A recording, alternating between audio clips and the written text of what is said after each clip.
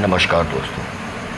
आज सपा के राज्यसभा सांसद रामलीला सुमन मगोरा के गांव नगला जंगली में पहुंचे। आपको बताते चलें कि जंगला जंगली में अभी करीबन कोई 3 दिन पहले एक दलित 9 वर्षीय लड़की के साथ सामूहिक दुष्कर्म की घटना को अंजाम दिया गया था, जिसमें पुलिस प्रशासन अपने हाथ पर फेंक रही है, फिर भी अभी तक उनको कोई सफलता हासिल नहीं लगी। आज वहाँ पर सपा राज्यसभा सांसद रामलीला सुमन अपने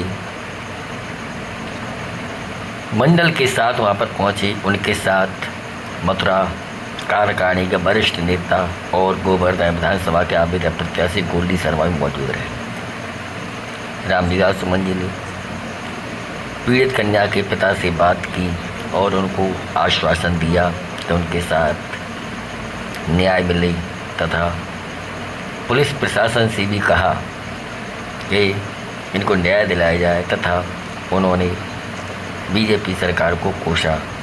आइए मैं आपको अभी एक रिपोर्ट दिखाता हूँ अपने रिपोर्टर जिला मीडिया प्रभारी प्रेम सिंह कुंतल जी के द्वारा। आप मेरे साथ बने रहिए दोस्तों, और इस खबर पर अधिक से अधिक फोकस बनाए हुए हैं, क्योंकि यहाँ पर सभी राजनेता का आना शुरू हो गया है। सभी दलों के विपक्षी नेता यहाँ पर एक एक करके नगला जंगली उस पीड़िता के परिवार से मिलने पहुँच रहे हैं, जो कि मैं आपको दिखाना चाहता हूँ, और आप मेरे साथ बने रहिए। और सुमन जी ने क्या कहा ये भी सुनिएगा। नगला जंगली जो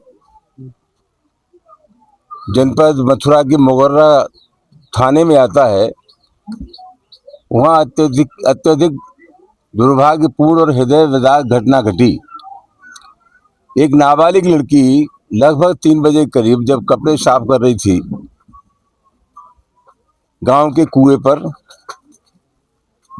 वहाँ 2 नौजवान आए, लड़की को ले गए, बगल के मंदिर में उसके साथ व्यभिचार किया। यह अत्यधिक दुर्भाग्यपूर्ण और हृदय विदारक घटना है।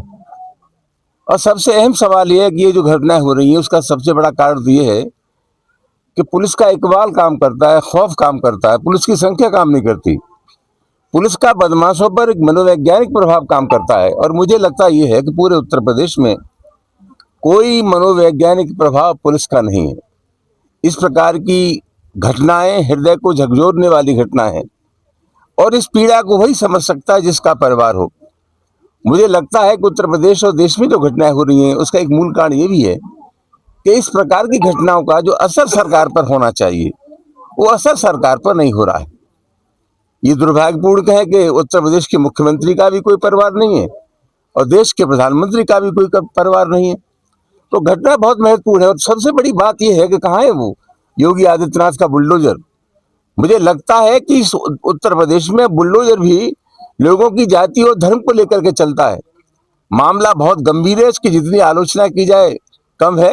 ये दलित और निर्धन परिवार है, और पूरे उत्तर प्रदेश में बाढ़ सी आई हुई अपराधों की। मैं समझता हूँ जिस तरह की स्थिति है, अपराधों पर कोई नियंत्रण नहीं है। सरकार कहे कुछ भी, लेकिन एनसीआरबी की जो रिपोर्ट है उस रिपोर्ट के मुताबिक दलितों पर सबसे अधिक अत्याचार उत्तर प्रदेश में हो रहे हैं। उत्तर प्रदेश की सरकार बिल्कुल नकारा और निकम्मी सरकार है, अपराधों पर कोई नियंत्रण नहीं है। और मैं समझता हूँ कि लंबे सिलसिले से हम मांग करते रहे अधिकारियों के खिलाफ, अब एक ही मात्र विकल्प है कि उत्तर प्रदेश की सरकार को बर्खास्त कर दिया जाए।